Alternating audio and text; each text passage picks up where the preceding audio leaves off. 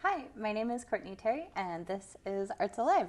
My guest today is Deb Broocks from Yamhill, and you are a writer yourself, but you are here today as part of the Paper Gardens planning. I'm on the administration team, right, coordinator. Nice. Yeah, Excellent. Paper Gardens. And Paper Gardens, which this year is, how many years? 31st. 31st. Yeah. Yep. Which is amazing. And so for folks that haven't heard about Paper Gardens, can you tell me a little about what it is? Well, it was started in 1993, and it is a writing contest for people who live, work, or go to school in Yamhill County. We accept poetry and prose entries. Last year we had 430 entries, Nice. and 72 of them were selected to be published. So this writing contest has happened for 31 years. And people submit, their entries are judged by judges with credentials, and then we publish a book, and here's last year's book, and I have a whole bunch of them up here, and that book displays the pieces that have been chosen by the judges, and in May we have a big celebration where we invite all of the published authors and their supporters, their families, their teachers to come, and people read their writing to the whole group. And that's always the fun part, is when people celebrate their writing. Yes. Yeah. I think that was definitely my favorite. And because it's such a, because it's a county-wide thing, you do kind of get people from all over the county. And so I remember just how fun it was to see, especially kids, but kids from like Yamhill schools or Carleton schools or, elementary school kids. Like, I think one of my favorite things about the celebration is it's a chance for the kids that wrote the poems or the writing, they get to get up and read them out loud to the audience, which is terrifying, but also so exciting. Well, it is, and we take entries from third graders, that's the youngest, through adults. So all of those various ages are on the stage. And I think that often adults are just amazed at what the kids can produce, and then I think it's great for the kids to see that people can keep writing for a long time. Yeah. So it's that whole generational thing that's really fun too. Well, and I appreciate so there's the two kind of categories, which is the poetry and prose, and then within those categories there's kind of subcategories of different things. So I know like haiku. Yeah, well, we have fiction and nonfiction, and there is a word limit. There's 1,000 words for the word limit on the prose pieces. And then we have traditional poetry, free verse, haiku, and we've introduced tanka this year, and if we have some time, I'll give you an example of a tanka. Oh, okay. And then poetry of place, Oregon, so anything that has to do with some place in Oregon. We take poems for that. Yeah. And entries are free for students. They always have been free for students, so we really encourage, it's one of the few writing contests that is open to students. We do a lot of outreach to schools to publicize it, and we have a lot of participation from the local teachers in all the districts, which is true. All the Yamhill County districts get the information, and they propose it to their students. So. Yeah, and you were mentioning before having it, so each piece is also judged, and we get these kind of, maybe celebrity is the right word. I feel like they're celebrities because they're really great poets and writers themselves. Oh yeah, the first judge was William Stafford, who is an Oregon poet who was the U.S. Poet Laureate. So he was the Poet Laureate for the entire country. We had Ursula Le Guin, who is a famous science fiction writer. We've had Kim Stafford, who was an Oregon Poet Laureate. We have had our own Joe Wilkins, who teaches at Linfield. We've had some, and Brian Doyle, who's also we get judges from Oregon. Mm-hmm. They've often received book awards or have been Poet Laureate. So they're very credentialed judges, which is pretty exciting to have your piece actually read by somebody who knows what they're doing. Yeah, and who are the judges this year? This year, our judges are Annie Lightheart, and she judged for us last year, and she did a fabulous job. She just is so much into community writing. Annie is an Oregon poet. She's taught at Boston College. She's published a number of books. She has, her bio says her poems have been turned into music and used for meditation and healing projects in Ireland, England, New Zealand. Wow.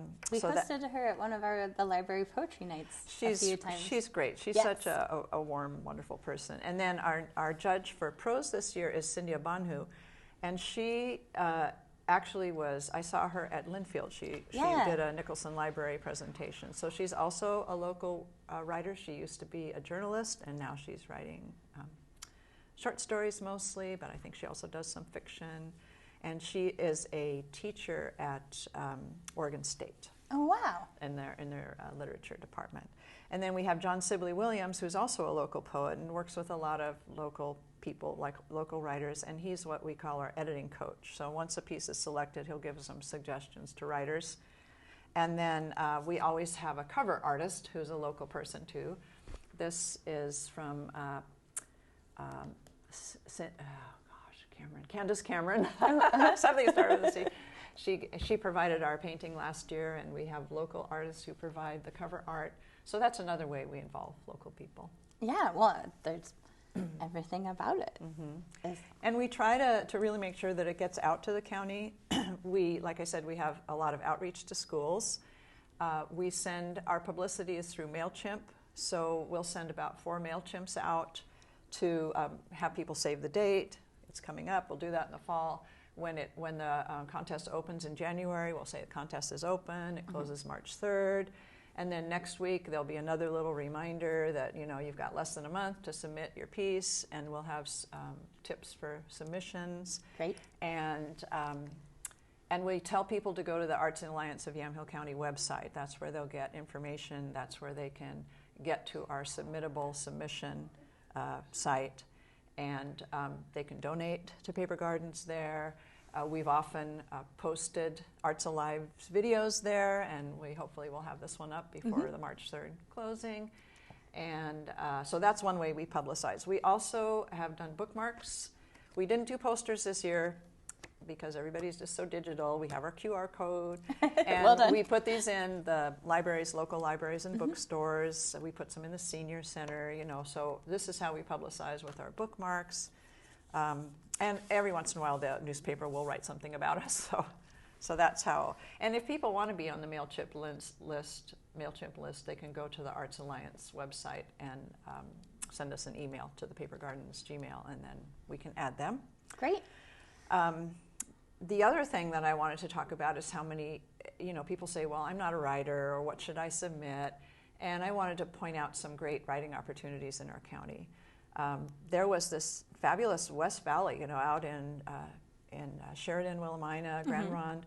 They had a Paper Gardens write-in January, and they just opened up the West Valley Community College or I think it was at the Willamina Library, and people could just come and write. They could write among other people, so that was great.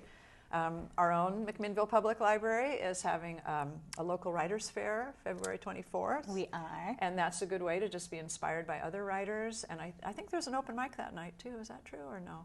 Not at the author fair. Not there, but there's plenty of opportunities. Yes. There's the Yamhill River Writers that meets every second Monday. Yep. And that's where you can share your writing, get a little critique on your writing.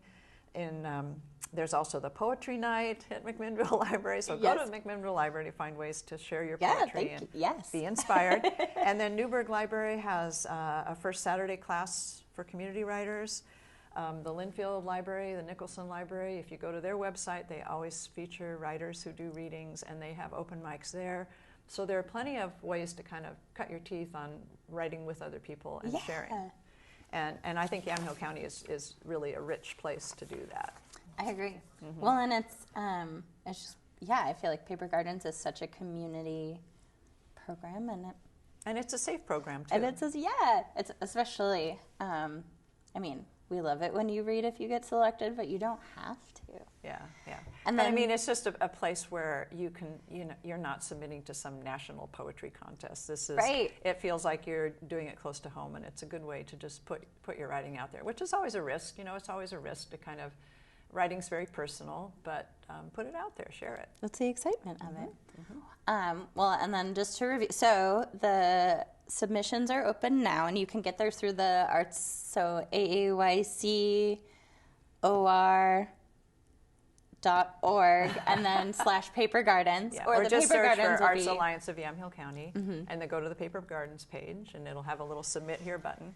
Wonderful. And then so folks have until March 3rd. Midnight, March 3rd. Midnight at March 3rd. And then everyone, whether they're selected for the book or not, should definitely mark their calendars for May 9th at the Chehalem Cultural Center for that celebration, because that is also just such a wonderful time. And just for, we have used Submittable for submissions, which is an all online submission.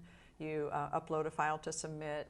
The adults pay their fee online. It's a very small fee. Students are free.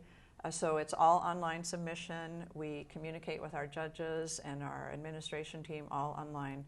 But that's the only way you can submit is online through Submittable. So you need to go to the Paper Gardens website on Arts Alliance website or Paper Gardens page to submit. Wonderful. And now, sponsors. Yes, well, glad you mentioned. Yes, a lot of people help bring Paper Gardens about. And then I was going to say, I thought you mentioned that you had a Tonka poem. A Tonka, yeah. That's Well, what I let's was do that for. first because that is something new this year. A haiku is 3 lines, and it's it's a syllables, 5 syllable, 7 syllable, 5 syllable. So haiku is very controlled, and a lot of people like that because it is very controlled. You can just play with your words until it fits that format. Well, we've opened it up to haiku and tanka. So haiku is a 3-line poem, tanka is a 5-line poem, and it's like the first 3 lines of haiku, 5 syllable, 7 syllable, 5 syllable, usually something about nature. But the last 2 lines, which is our 2 7-syllable lines, are supposed to be kind of an expansion or a twist or a surprise on the first 3 lines. So sometimes I feel really too restricted by 3 lines, but Tonka is really fun because it's 5 lines and a few more syllables. So, so our category of haiku was expanded to Tonka this year. And so here's an example of a Tonka. Would you like to hear one? Yes, please. Okay. This is called Plea. Will you please notice the books on my dreary shelves, read by nobody? They cry out 1,000 times louder than the average man. That's amazing. That's a little twist on the first one, right? Yes. And then here's one called Person. Rushing down the hall, she can't spare just a moment to notice her heart is like a timpani drum in search of an orchestra. Wow. So you get a few more lines, and it's still a very kind of controlled format. Thank you. Yeah. Those were wonderful. So anyway, try a Tonka. Try expand your try a Tonka. So as far as our partners, we are our umbrella organization is the Arts Alliance of Yamhill County. They are a nonprofit, so and they're a cultural nonprofit, so you can donate to them, and so we get support from them. We get the Chehalem Cultural Center is a huge partner because we have our celebration there, and they give us a real discount on the use of their space. So the Chehalem Cultural Center is a great way to publicize, and they let us use their space. Local libraries, bookstores, local writing groups, and many of those individuals will donate to us privately, and we can always use that. Our costs are going up like everybody else's. The cost of publishing our books has tripled in the past 3 years. So Yamhill County Cultural Coalition and the Oregon Cultural Trust, and we have a huge new sponsor this year. It's the Kinsman Foundation, and we got a $1,500 grant from them this year. And we are hoping that it will be an ongoing grant, which would help us a lot. It would spare us from doing the constant fundraising that we have to do. So all those are very important sponsors, and the Arts Alliance of Yamhill County is our main umbrella and financial organization. Wonderful. Well, Deb, thank you so much for your time and all of the information about Paper Gardens. And I just want people to write and share what they do. Yes. Write and share what you do. Well, thank you again for your time today. That was fun. This has been Arts of Life, and I'm Courtney Terry. Thank you.